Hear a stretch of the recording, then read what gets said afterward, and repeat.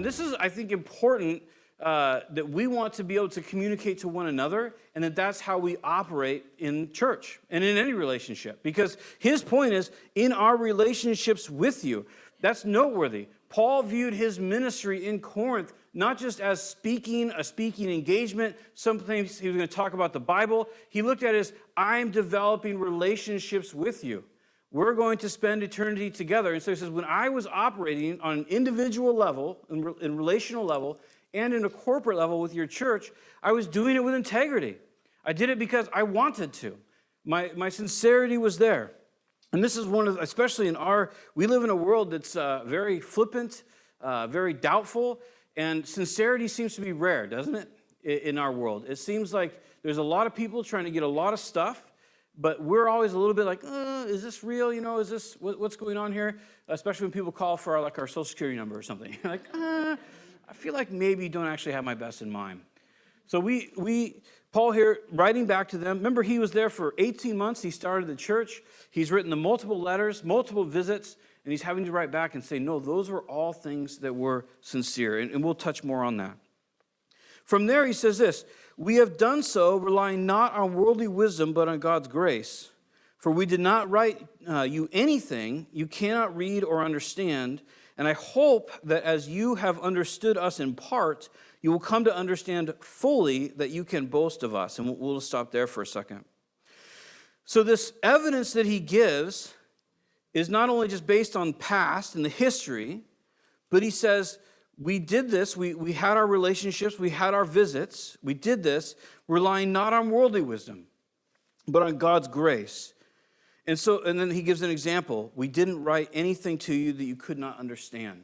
So Paul's telling them, when we were with you, we weren't using worldly methods to try to win you to something, right? Because you can go to whole schools, you can go to whole acting ways, and you can figure out, you can get books, in fact, if you wanted to, about pastoring, about hand gestures to use, and all these different things. It's kind of interesting to kind of make showmanship of things.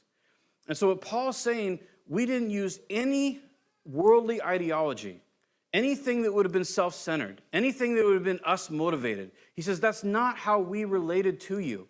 We didn't try to use sly and incredible speech. It wasn't because we were great orators or we did everything right. He said, that's not what we did. We related to you instead based on God's grace. We related to you as God gave us favor and us understanding. We tried to give that to you, and we trusted God's grace and his Spirit to pass that on to you. That's what he's saying. I want to make an application here, not just for church, but for all relationships. This is really important.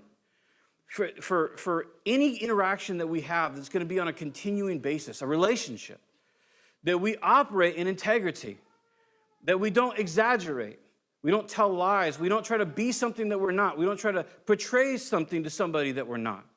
That when we interact with people, that we do it with integrity, that we do it with sincerity, that we can look at a person, and if we are experiencing alternative motives, if we're experiencing like, I just want to get away from this person, or we're experiencing, I just want this person to really like me, right? Kind of two ends of the spectrum that we as human beings can go through in that.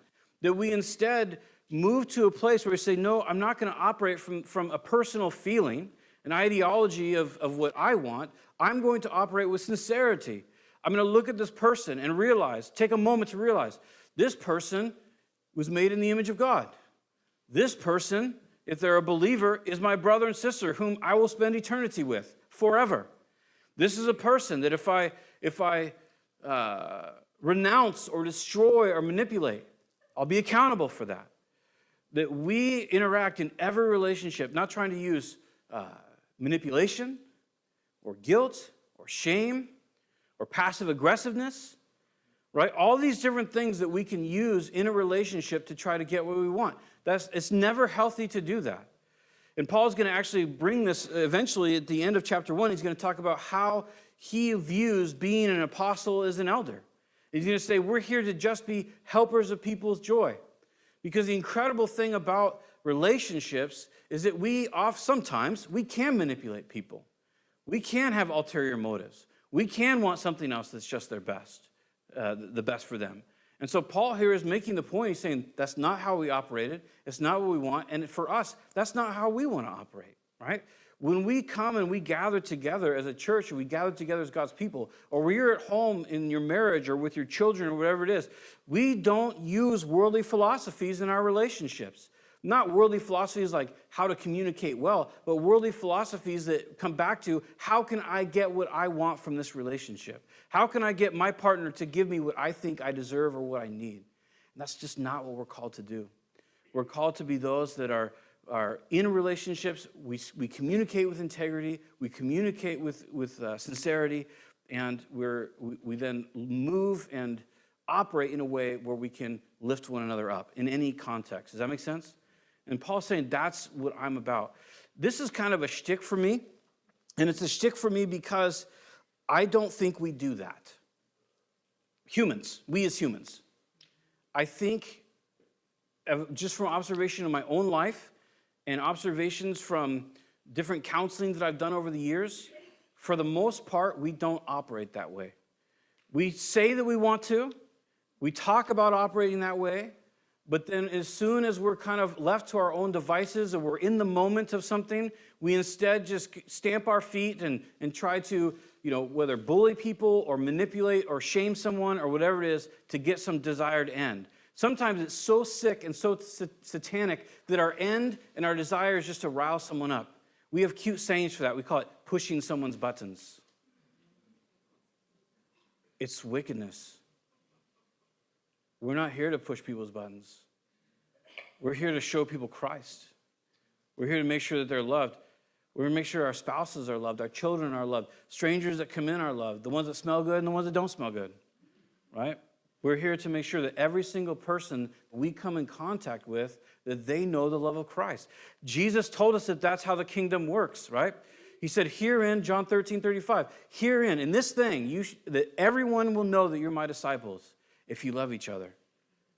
He said, that's how people will know that you're legit learning of me. It's not because you go to church. It's not because you don't cuss. It's not because, all the myriad of things that are probably good. It's if we love them with integrity and with sincerity. He says, that's how my kingdom is going to be built. Now, Paul's, we'll talk a little more in a minute. He's not saying that we don't share truth with people, right? He's just got done, the letter we have in 1 Corinthians is like a truth bomb, right? There's a lot of hard things that he says in there. So he's not talking about an absence of truth in communication. What he's talking about is communication in a way where people understand that we're there to help them and to be a blessing to them and not to demand from them and require of them. That's not our jobs.